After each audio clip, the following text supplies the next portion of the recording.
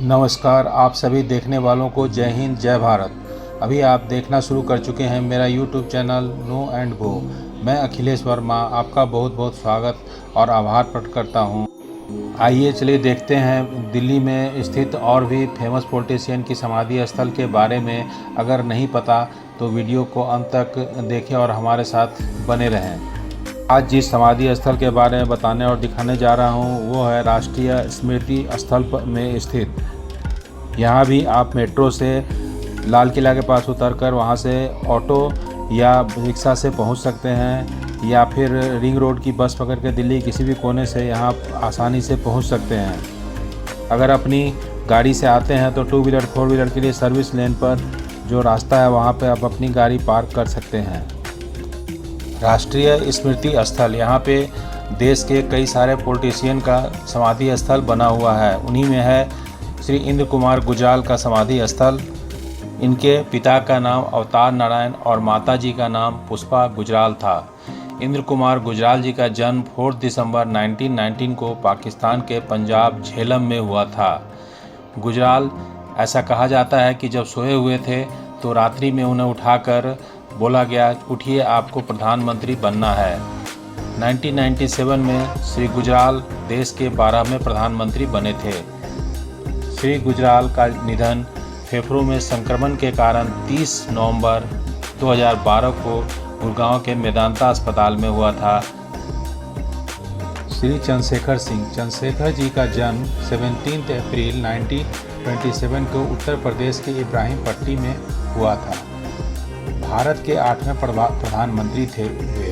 इनका कार्यकाल छोटा जरूर रहा, लेकिन इनको एक मजबूत प्रधानमंत्री व इनके कार्यकाल को भारत के राजनीति में असरदार कार्य के रूप में याद किया जाता रहेगा।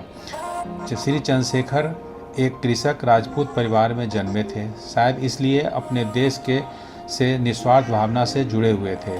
8 जुलाई 2007 को दिल्ली में इन्होंने अंतिम सांस ली। उस वक्त वे प्लाज्मा कैंसर से ग्रसित थे। उनकी आयु उस समय 80 साल की थी। श्री के.आर. नारायणन स्वतंत्र भारत के पहले दलित एवं मलयाली राष्ट्रपति थे। इनका जन्म 4 फरवरी 1921 को हुआ था। श्री नारायणन बहुत ही गरीब परिवार के थे। वे लगातार 3 बार लोकसभा चुनाव में ओट्टापल्लल, केरल में कांग्रेस की सीट से विजयी होकर लोकसभा पहुंचे थे। श्री नारायणन जी को 1992 में उपराष्ट्रपति बनाया गया था। वे देश के 9वें उपराष्ट्रपति मनोनीत हुए थे। 25 जुलाई 1997 में नारायणन जी को भारत का 10वां राष्ट्रपति बनाया गया था। 9 नवंबर 2005 को army research and referral hospital नई दिल्ली में उनका निधन निमोनिया बीमारी के कारण हो गया था। श्री जैल सिंह, इनका जन्म 5 मई 1916 को पंजाब में फरीदकोट जिले के संदमान नामक गांव में हुआ था। 1972 से 1977 तक जैल सिंह जी पंजाब के मुख्यमंत्री रहे। 1980 में जब इंदिरा जी दोबारा सत्ता में आई तो उन्होंने जैल सिंह जी को देश का गृह मंत्री बनाया था। 1982 में श्री नीलम संजीव रेड्डी का कार्यकाल समाप्त होने के बाद श्री सिंह को देश का 7वां राष्ट्रपति चुना गया। 25 जुलाई 1982 को उन्होंने पद की शपथ ली। उनके कार्यकाल में अमृतसर में स्वर्ण मंदिर परिसर में ऑपरेशन ब्लू स्टार और प्रधानमंत्री इंदिरा गांधी की हत्या प्रमुख घटनाएं हुई थी।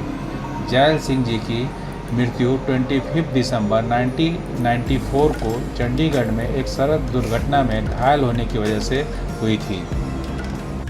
डॉक्टर शंकर दयाल शर्मा, जिनका जन्म 19 अगस्त 1918 को मध्य प्रदेश में हुआ था।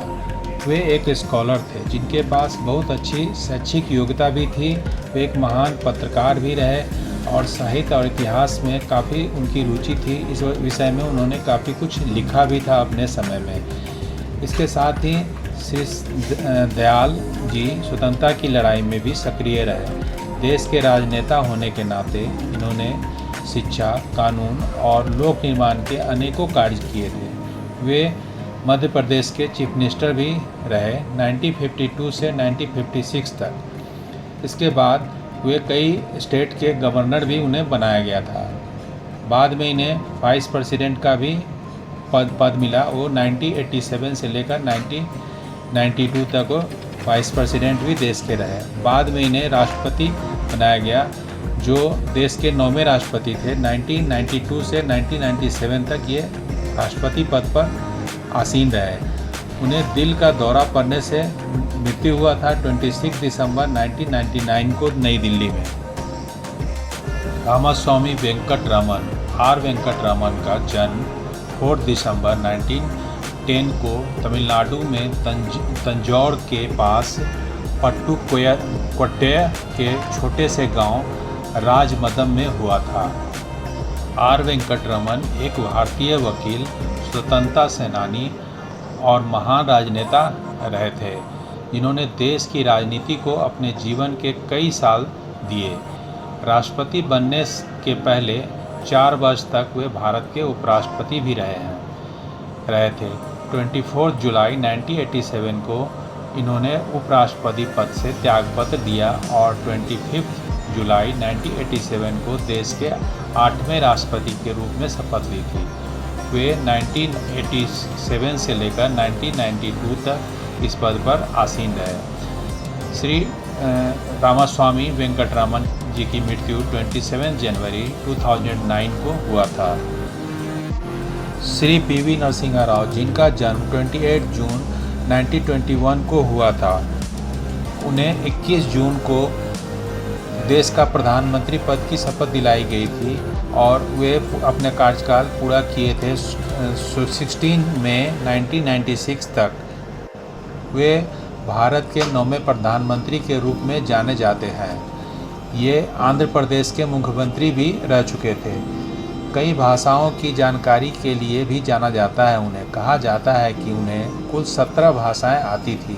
इनमें भारतीय भाषाओं के अलावे अंग्रेजी, स्पेनिश, जर्मन, ग्रीक, लैटिन, फारसी और फ्रांसीसी आदि भाषाएं भी हैं। इतनी सारी भाषाएं अब तक देश के किसी भी प्रधानमंत्री को नहीं आती हैं।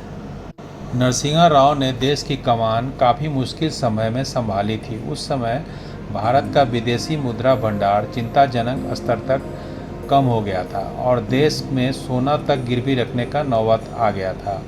उन्होंने रिजर्व बैंक के अनुभवी गवर्नर डॉक्टर मनमोहन सिंह को वित्त मंत्री बनाकर देश को आर्थिक भंवर से निकाला था।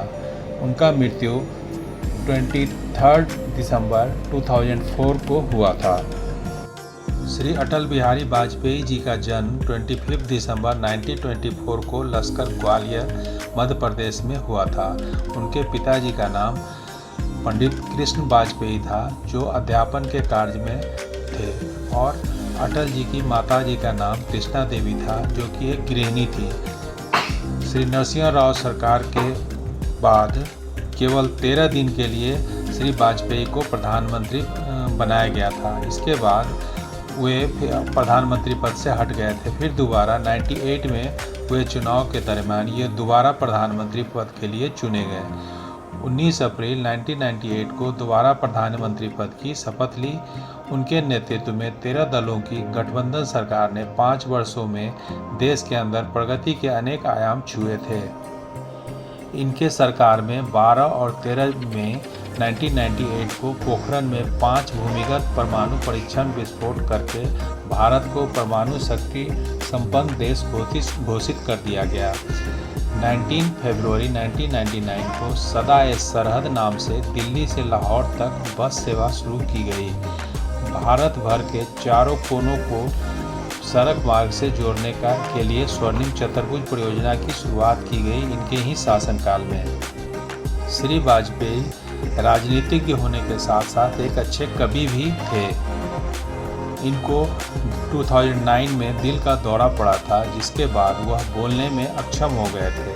उन्हें 11 जून 2018 में किडनी में संक्रमण और कुछ अन्य स्वास्थ्य समस्याओं की वजह से अखिल भारतीय आयुर्विज्ञान संस्थान एम्स में भर्ती कराया गया था, जहां 16 अगस्त 2018 की शाम 5:05 पर उनकी मृत्यु हो गई थी।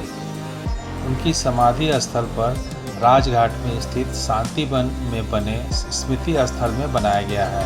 अटल जी की 94वीं जयंती के मौके पर उनकी समाधि सदैव अटल स्मृति स्थल को राष्ट्र के नाम समर्पित किया गया है। इसके चारों ओर 3 मीटर की 9 दीवारें बनाई गई है, जिन पर लगाए ग्रेनाइट पर सुनहरे अक्षरों में अटल जी की प्रमुख कविताओं की पंक्तियों को लिखा गया है। समाधि बनाने के लिए पर्यावरण का खास ध्यान रखा गया है। एक भी पेड़ नहीं काटा गया है। जिस वीआईपी रास्ते में पेड़ आ रहे थे तो पेड़ बचाने के लिए सड़क को मोड़ दिया गया। समाधि स्थल पर रोशनी के लिए सुंदर दिखने वाली ग्रेनाइट लगाई गई है।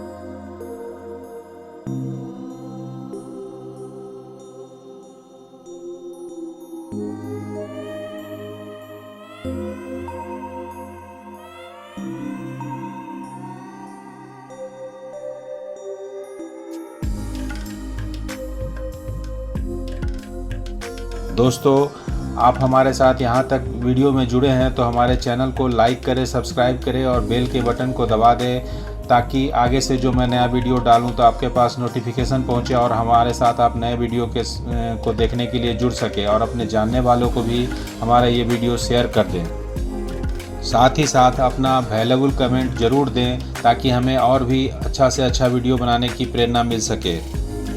धन्यवाद।